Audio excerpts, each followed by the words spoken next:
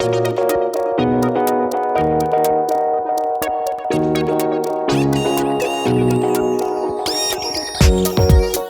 voulez améliorer votre français, gagner en fluidité et parler plus naturellement comme un français ? Bienvenue sur le podcast Intuitive French. Je m'appelle Jean et je suis le créateur d'Intuitive French et professeur diplômé de français pour les étrangers. Suivez-moi sur Instagram et aussi sur YouTube pour plus de contenu. Pensez à visiter intuitivefrench.com pour découvrir la nouvelle méthode intuitive. Et maintenant, voici votre podcast. Bonjour à tous, c'est Jean pour votre podcast de grammaire intuitive. Aujourd'hui, on va continuer avec des structures de la grammaire. Et comme c'est du français intuitif, on va pas trop réfléchir, on va juste répéter. Vous répétez après moi, vous écoutez, vous posez pas trop de questions. C'est important de répéter tout fort pour faire entrer aussi l'apprentissage par les mouvements physiques de votre bouche et pas seulement intellectuels. Voilà, donc laissez-vous guider, répétez les phrases, écoutez plusieurs fois, tout va bien se passer, vous verrez. Alors aujourd'hui, on va parler de « ou ». C'est la suite des pronoms relatifs. On avait déjà vu qui et dont. Aujourd'hui, on va voir où. Ce quartier est très joli. J'habite dans ce quartier. Le quartier où j'habite est très joli. La ville où je suis né est grande. Le jour où je suis né, il pleuvait. J'attends sur une terrasse où il y a du monde. Je me rappelle du jour où je t'ai rencontré. Voici la pièce où tu vas dormir. L'automne est la saison où il pleut le plus. Le mardi, c'est le jour où on mange de la pizza. Août, c'est le mois où les gens partent en vacances. Le musée d'art contemporain est un endroit où j'aime aller. Voici un magasin où on trouve des articles de sport.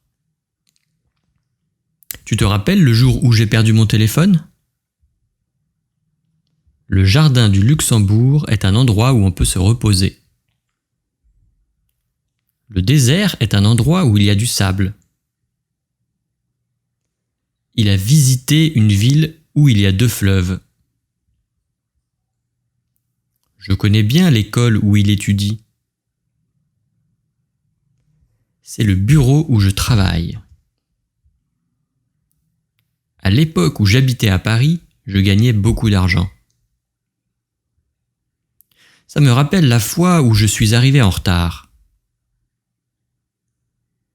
Montre-moi le cinéma où tu vas d'habitude. L'endroit où je préfère aller, c'est le musée du Louvre. Août, c'est le mois où il fait le plus chaud. Je me souviens bien du jour où je t'ai rencontré. La rue où j'habite est très animée. J'ai rencontré des amis dans tous les pays où je suis allé. Voici le restaurant où nous allons déjeuner. Le prof était absent le jour où j'étais en retard. Je me lève à l'heure où tu pars au travail. Je reconnais l'endroit où nous sommes passés hier. C'est le jour où nous sommes partis. Il se rappelle la première fois où il a pris l'avion. 2022, c'est l'année où nous l'avons rencontré. C'est le jour où ils étaient allés au concert. Maintenant, avec d'où, donc il y a la préposition de plus où, ça fait d'où. Quelques exemples. C'est le pays d'où je viens. Sous-entendu, je viens de ce pays. Je viens d'un pays, je viens de ce pays, c'est le pays d'où je viens. Voilà. Avec son ordinateur, il peut travailler d'où il veut. On ne sait plus d'où nous vient cette ancienne croyance. Il est convaincu de savoir d'où vient sa maladie. D'où vous est venu votre intérêt pour les robots ? Voilà, donc c'est toujours connecté avec cette préposition de. Ensuite, on a partout où. C'est une autre façon d'utiliser ce pronom relatif. Tu peux poser ces cartons partout où il y a de la place. Je visite les églises partout où je vais dans le monde. Nicolas casse tout partout où il passe. Nous avons été bien accueillis partout où nous sommes allés. Je veux voyager partout où je veux. On peut mettre ce vase partout où l'on veut. Nous avons des clients partout où il y a de la demande. Voilà, quelques exemples maintenant avec là où. Donc là, ça peut remplacer l'endroit, le lieu. Ce village, c'est là où j'habite. Nous allons nettoyer là où c'est sale. Il faut savoir là où on va. Là où je travaille, il y a un restaurant d'entreprise.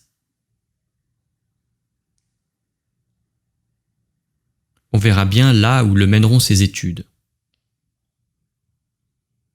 Ils étaient là où nous nous étions donné rendez-vous. Voilà. Et une dernière petite partie avec par où. Donc par, c'est un mouvement à travers quelque chose. Donc souvent c'est passer par, mais il y a d'autres exemples. C'est par où les grands navigateurs sont passés pour faire le tour du monde. Donc c'est par là, c'est par où les grands navigateurs sont passés pour faire le tour du monde. Ils montrent aux élèves par où commencer. Par où on passe. C'est par où la sortie. Donc réponse, la sortie est par là. Et par là-bas. La sortie est par en bas. La sortie est par en haut. La sortie est par la droite. Voilà. Donc c'est par où la sortie. C'est un endroit par où passe la moitié du commerce mondial. Donc il y a le commerce mondial qui va passer par cet endroit. La moitié du commerce mondial passe par cet endroit. Donc, j'aimerais savoir par où est-ce qu'il va passer. Il va passer par quelle route? J'aimerais savoir par où est-ce qu'il va passer. Dernière phrase. La police ne sait pas par où les cambrioleurs sont passés. Donc on a encore le verbe passer et c'est très très courant. Donc les cambrioleurs, ils sont introduits dans une maison, dans un domicile, pour voler des choses.